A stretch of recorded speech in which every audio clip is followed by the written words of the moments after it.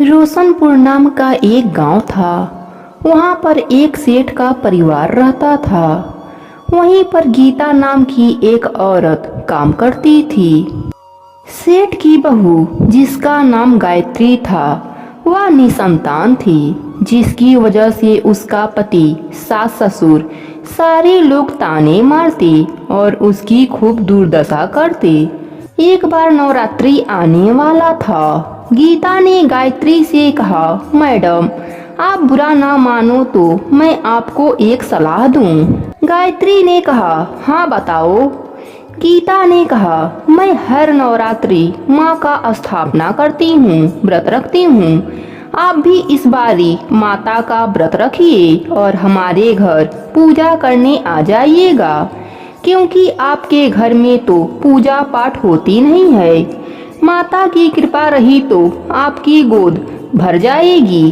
गायत्री गीता की बात सुनकर प्रसन्न होकर बोली, हाँ, मैं जरूर पूरे श्रद्धा भाव से माँ का व्रत और पूजा पाठ करूंगी।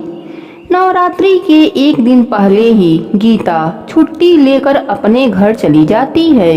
गायत्री नवरात्रि के पहले ही दिन से व्रत आरंभ कर दी। पूजा के लिए वह गीता के घर जाती, फिर पूजा करके घर वापस आ जाती। यही सिलसिला 4 दिनों तक चलता रहा। गायत्री की सास ने देखा। उसने अपने बेटे से बताया कि गायत्री सुबह सुबह नहा धोकर कहीं जाती है। मैं 4 दिनों से देख रही हूँ। उसका पति बोला, आज आने दो माँ, मैं उससे पूछता हूँ।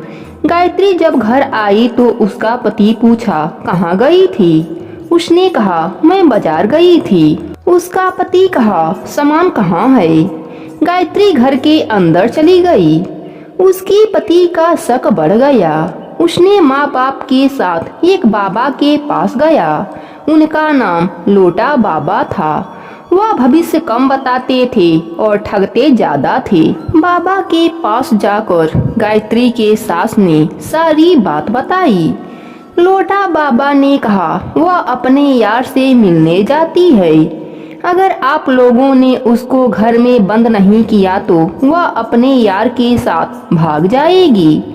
इतना सुनते ही गायत्री के पति और सास ससुर का गुस्से से बुरा हाल हो गया।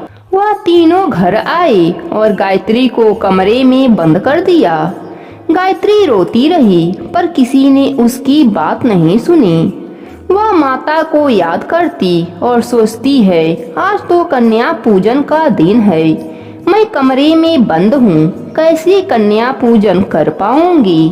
तभी माता का आशीष उस पर हो जाती है। एक कन्या बाहर से बुलाती है, चाची, ओ चाची, गीता चाची ने आपको बुलाया है। आपको चलना नहीं है क्या?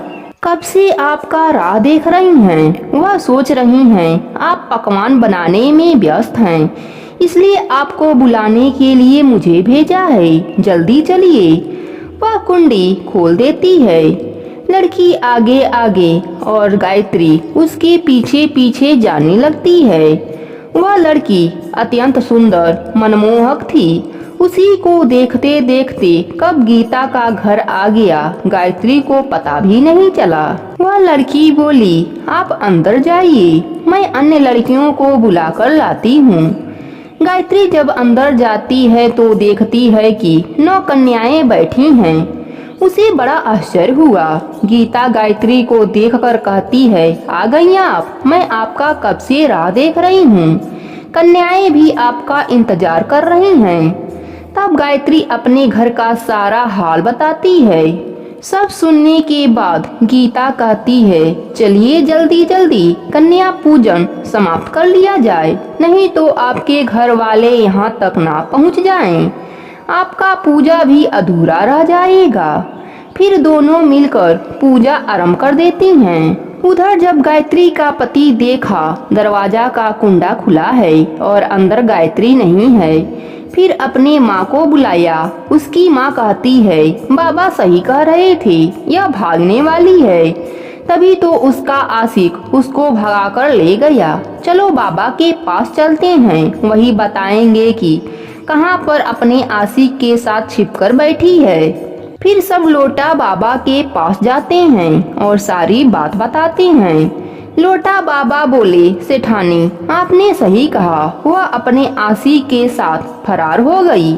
चलिए हम सब मिलकर उसे खोजते हैं। उसकी सास कहती है, मेरे घर गीता नाम की औरत काम करती है, वह इस समय छुट्टी पर है, उसी के घर से शुरू करते हैं।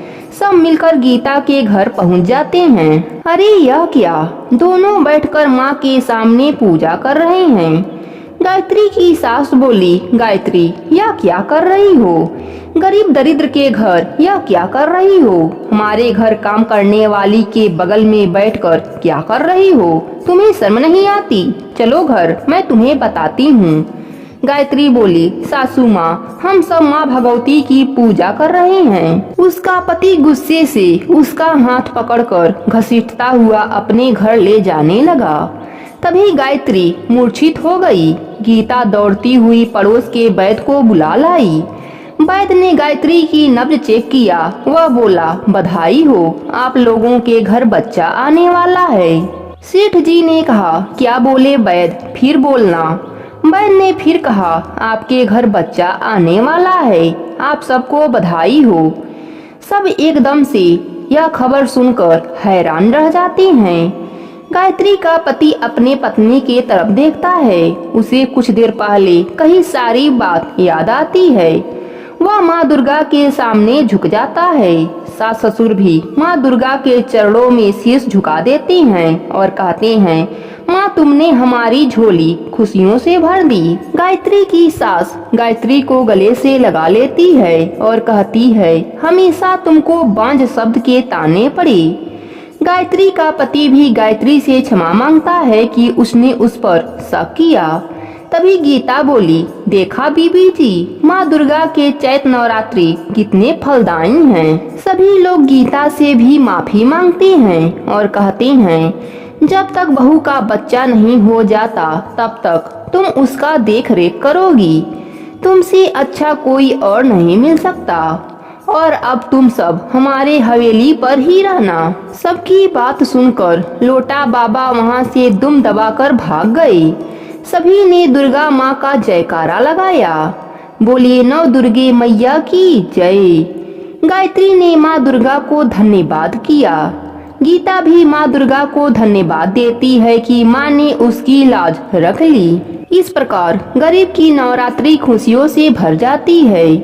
9 महीने बाद गायत्री ने 2 बच्चों को जन्म दिया, एक लड़का और एक लड़की।